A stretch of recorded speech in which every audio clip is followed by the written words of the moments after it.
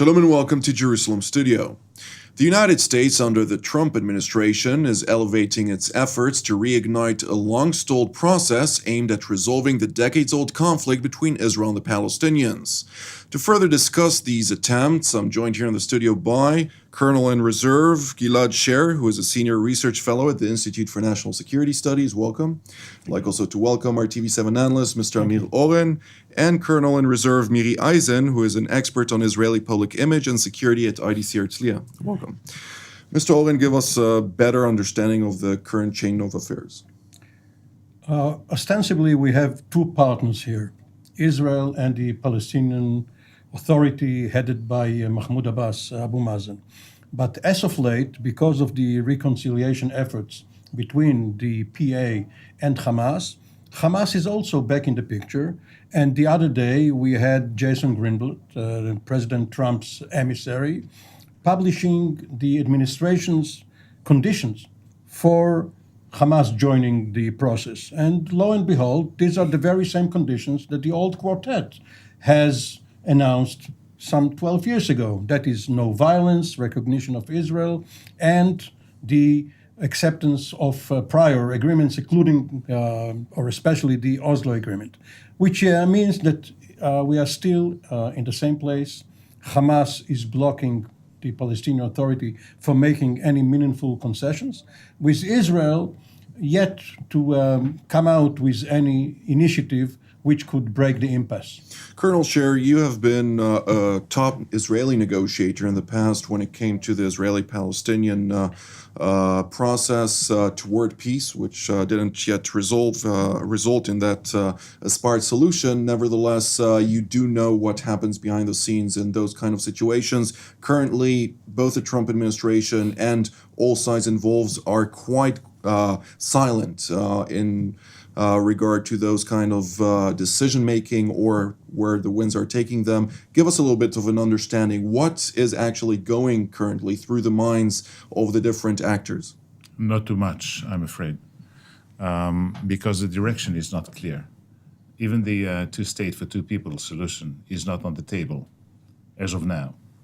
And it seems to me that there's a lot of hustle around the negotiations without putting the objective of the negotiations into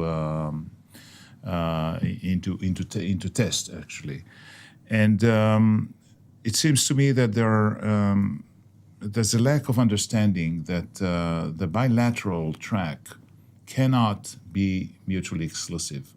That we need to add to that the regional outlook, and we need to add to that some constructive independent steps that could at least lead us to a two-state reality, or at least to preserve the conditions for an eventual two-state solution. And that is not done. What Amir referred to as an Israeli initiative is something that we might aspire to, but I don't see it coming. I don't see that the current government is willing or capable of leading towards a disengagement between Israelis and Palestinians into a two-state solution.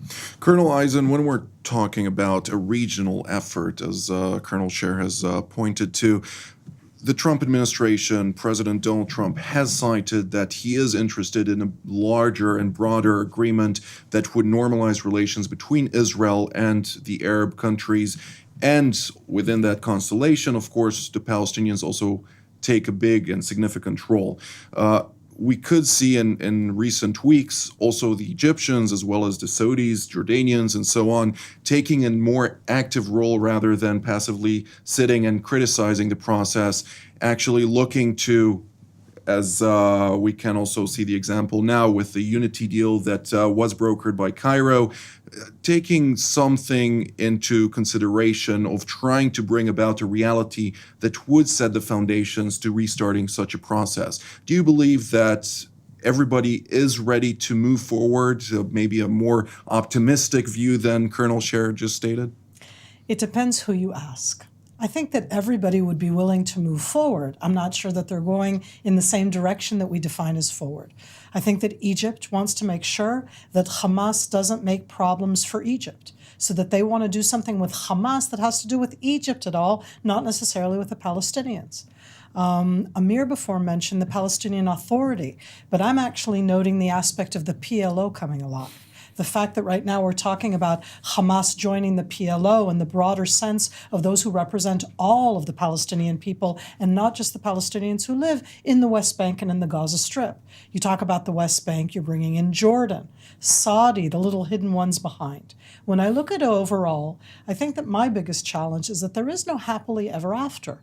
Meaning, yes, we can go forward. We actually can probably do quite a few functional realpolitik things. But there is no resolution where everybody's satisfied, where the Palestinians stand up. If they do right now the reconciliation that they're going forward on, I already heard today the Prime Minister talking about the fact, today in Ma'ale Adumim, that he's against that because how can Hamas be part of it?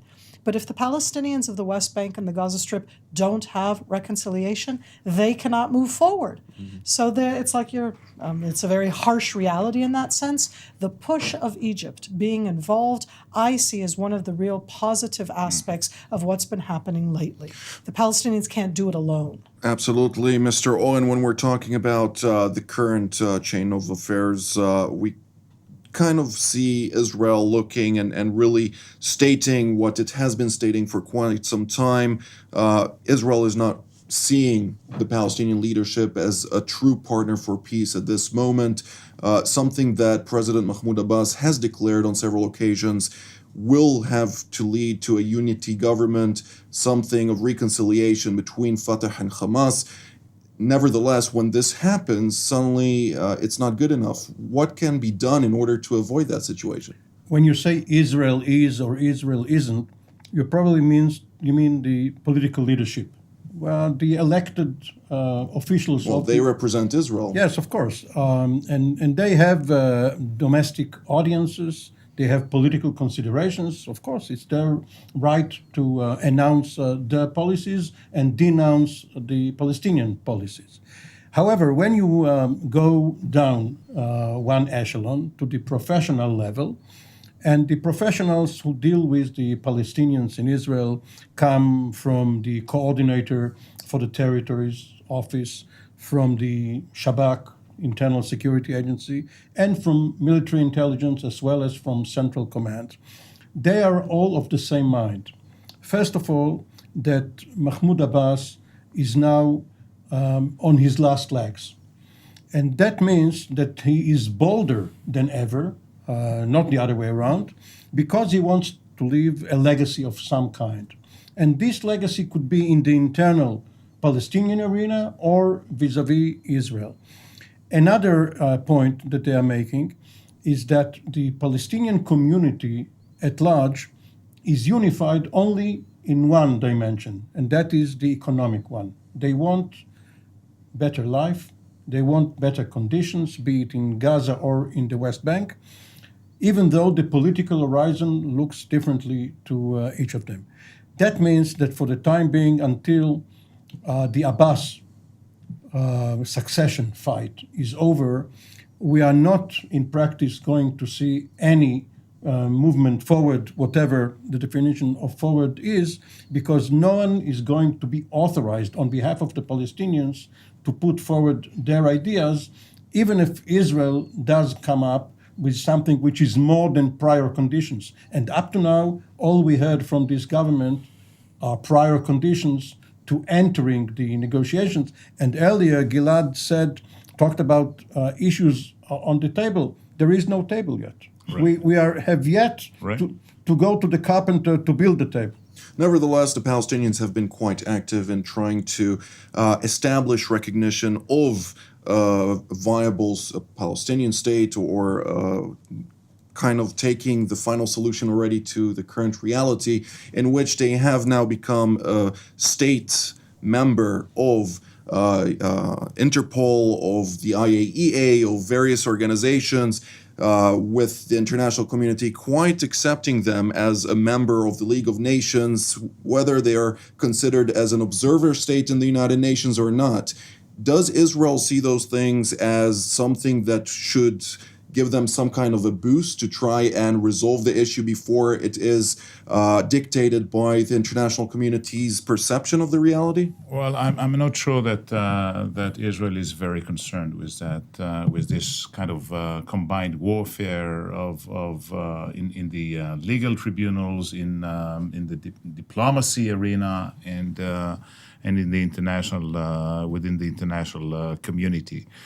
But this will not bring to birth a Palestinian state. I think that two issues should be made very clear. First, that we are talking about a gradual process here. We are not talking about a one-off comprehensive agreement that resolves all the core issues simultaneously and that puts an end to the conflict. We talk about a binding process that should be imposed on the parties. Just a process, not the solutions. That gradually throughout transitional phases and interim phases, etc., brings about the reality on the ground that we talked about and puts even a provisional boundary between the Israelis and Palestinians. That's number one. Number two, I believe that the differentiation between the blocks of settlements that are adjacent to the Green Line, that are adjacent to the 1967 lines, and that are going to be part and parcel of Israel under any agreement, any arrangement, and any scheme whatsoever. Eventually, they should be differentiated from those other settlements that are the remote settlements, the isolated settlement that will not be part of Israel. Even if the Palestinians do not get a state, you just get some kind of an entity that is just one step below a state, and this differentiation should be made very clear within the international arena. Just one more point, and that is Russia. This is an actor that has not been, is not asleep. We'll get back to Russia. Colonel Eisin, what do you have to say about that? That when we're looking right now within the arena, if I said that we don't know where we're going forward in a sense, I think our biggest problem right now is that inside Israel we hear lots of different voices. And the voices that we hear, if Amir alluded to the fact that the prime minister is talking to his constituents, let's just look at the leadership inside Israel right now, where the prime minister, the minister of defense, and the minister of finance, and the minister of education are four different leaders of four different parties that have their constituents that they want to talk about what's going to happen in the Israeli-Palestinian arena. And they make voices and they say statements. And I feel that that type of rhetoric makes it even harder. Because to me, the biggest challenge that I have right now as an Israeli is not the quartet issues. It's the fact that the Prime Minister of Israel consistently keeps saying that the Hamas, or more correctly, the PA, have to recognize Israel as a Jewish state. And if we're waiting for the Palestinians to recognize Herzl as the good guy that was a good guy for them, I really don't think we're going to be arriving at any resolution. Mr. Oren? Colonel Sher has a PhD in art history, that is the art of negotiations. And along with retired General Uri Sagi, they keep issuing reports, very interesting ones, every couple of years regarding the process and the intended results. However, I beg to differ with your view regarding the method, because you sound, at least to me, a bit Kissingerian. Step by step, eventually we will get to the end result. And what we saw throughout the history of negotiations between Israel and various Arab actors is that you must know the end result first. Then you can derive from it a gradual process. Now, we know the end results. We know exactly how an agreement on permanent status would look like. We know what the boundaries, where the boundaries will be delineated. We know what will happen with security So let's shake arrangements. hands. Let's have. Sure. Why can't you and Because me? we're not the leaders. Okay. We can do that, but they don't. It's not that the leaders in the past did it any better, so let's not give Right. No, everybody I'm the bad. not talking about one side or the other's leaders. I think- Nevertheless, the international community, if we look at it, are very keen on seeing a certain reality put on the ground within some kind of constellation of two states for two peoples.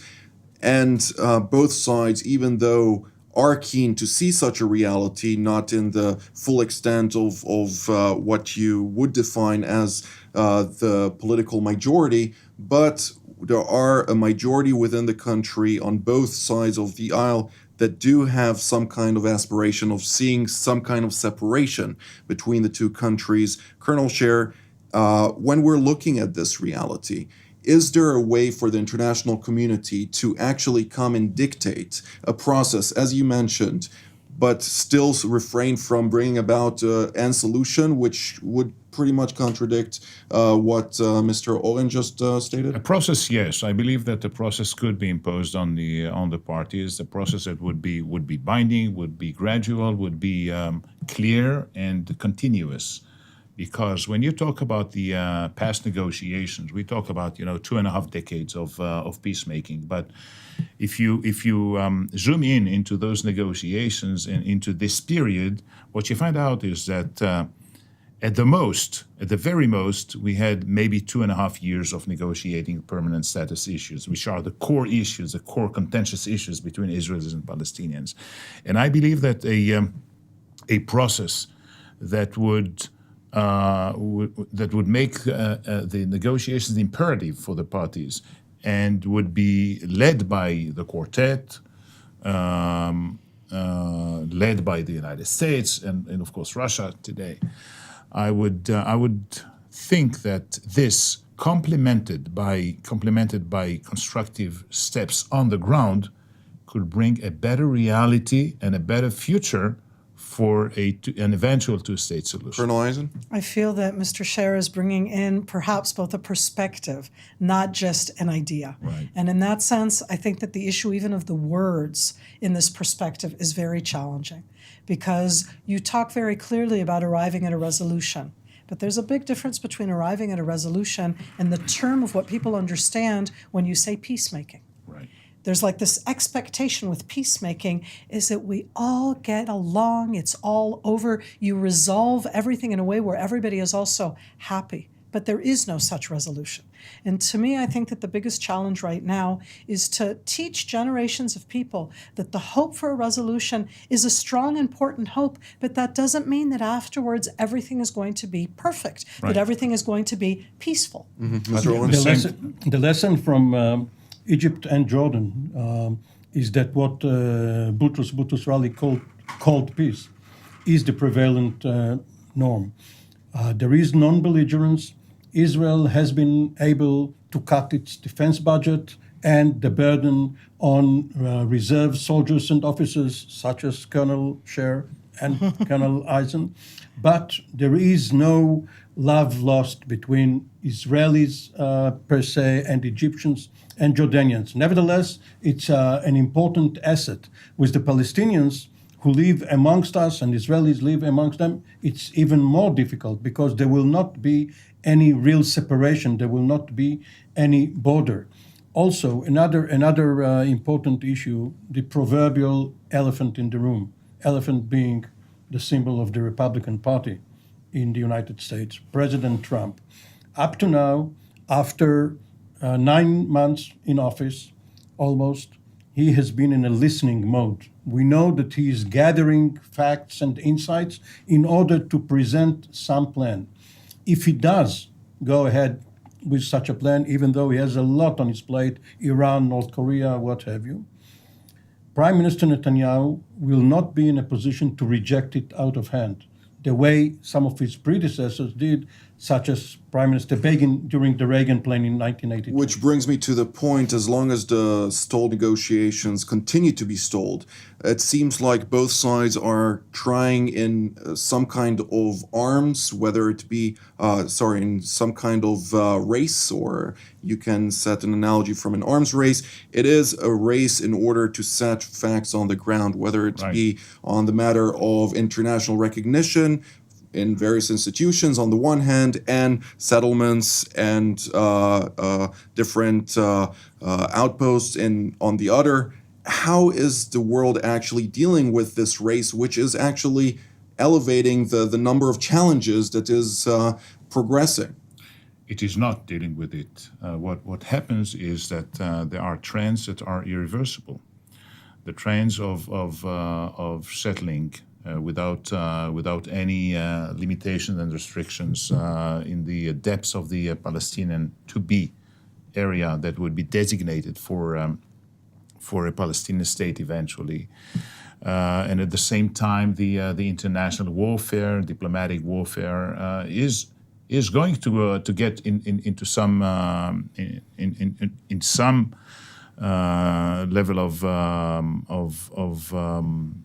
accommodating the Palestinian quest for statehood, and I believe that those trends are very negative in terms of the future of both the Israelis and the Palestinians, because we will not be able to stick to our Jewish and democratic identity and character if this irreversible trend continues. Colonel Eisen?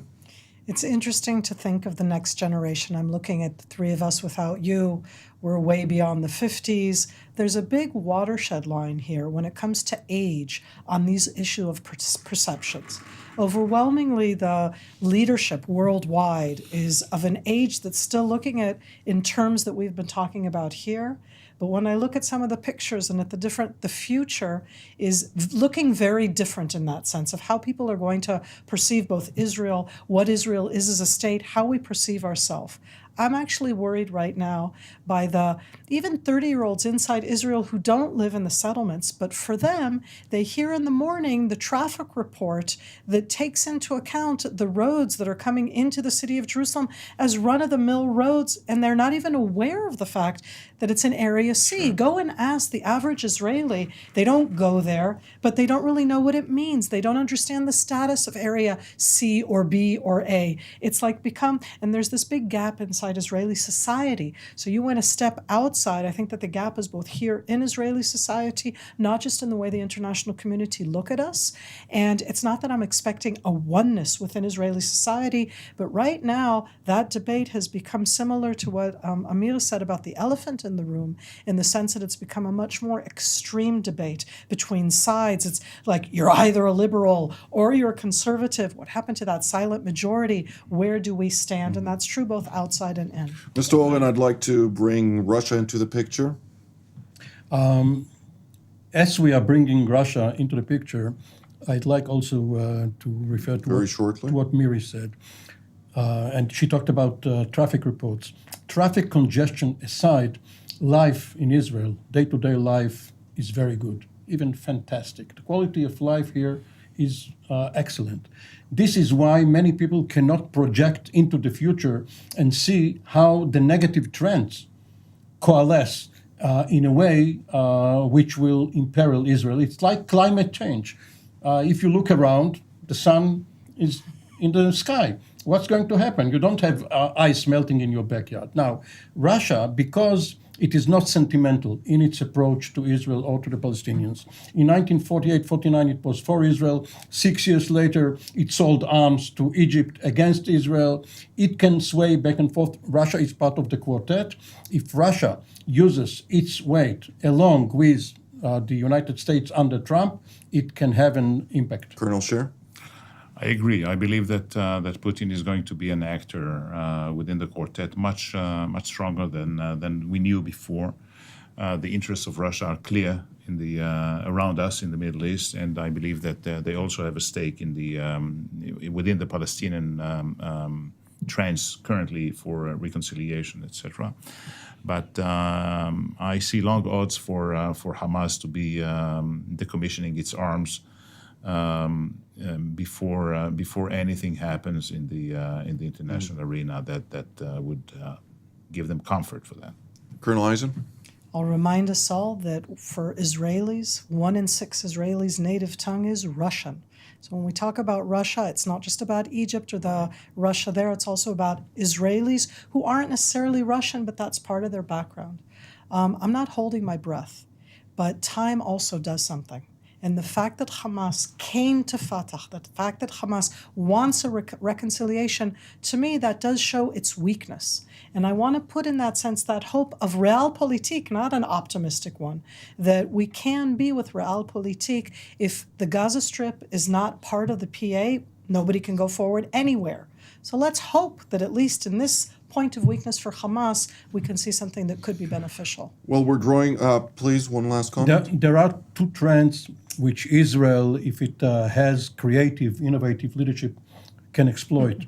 The Sunnis versus Shiites, and one which is tangential to it, the Iran nuclear deal with a 10-year or so window. Because of that, the regional powers like Saudi Arabia and Egypt are all for cooperation with Israel, provided it does its share in order to solve the Palestinian conflict. Well, we're drawing near to the end of the program, so I'd like to give each and every one of you the chance to have a closing remark, also with regard to what we're about to expect, if we can analyze that. Colonel Sher, we'll start with you. It's difficult to have any expectations at this point in time, but I would say that that only a very broad outlook of both the regional trends and the bilateral ones, with the situation on the ground being modified, would bring about at least for Israel, what Israel needs is a secure boundary that encompasses a Jewish majority and a democracy. And with regard to the viability of seeing peace negotiations start anytime soon? Well, it depends. If we have the objective and we know the target point for these negotiations, I believe that they could start. But if they just start and that's a one-off effort, then better not start at all. Colonel Eisin? My realistic side is telling me that there is no such thing as a status quo, which means that things are going to change. Now, that question there is, are we going to impact their change, or are they going to happen anyways? Hamas in the Gaza Strip, half of the people in the Gaza Strip are under the age of 25. They've been born in the last 10 years when Hamas has ruled. When we're talking about these changes, and at this stage, Hamas is coming to the Palestinian Authority, let's look at it as a chance to try and do something. When it goes forward to, it's very challenging to say. Mr. Oren? The common denominator of all the peace processes which we had between Israel and Egypt, Jordan, and the Palestinians was a secret channel, a secret backtrack between the parties before it went out into the open. One naively hopes that even as we speak now and we don't even see the tip of the iceberg, something is being done underwater. But as I said, perhaps it's too naive. Well, this is all the time that we have for today, so I'd like to thank Colonel in Reserve Gilad Sher, Mr. Amir Oren, and Colonel in Reserve Miri Eisin for coming here today. And I'd like to thank our viewers as well, and we will see you next time. TV7 Israel's mission is to give you, our viewers, truthful information, which in effect will give you a chance to really understand what is happening in Israel and its region. If you're blessed by our programs and believe our mission to be important, we urge you to support us and become a voice for Israel. You can support us by going to our website at tv7israelnews.com. This program was made possible through your donations.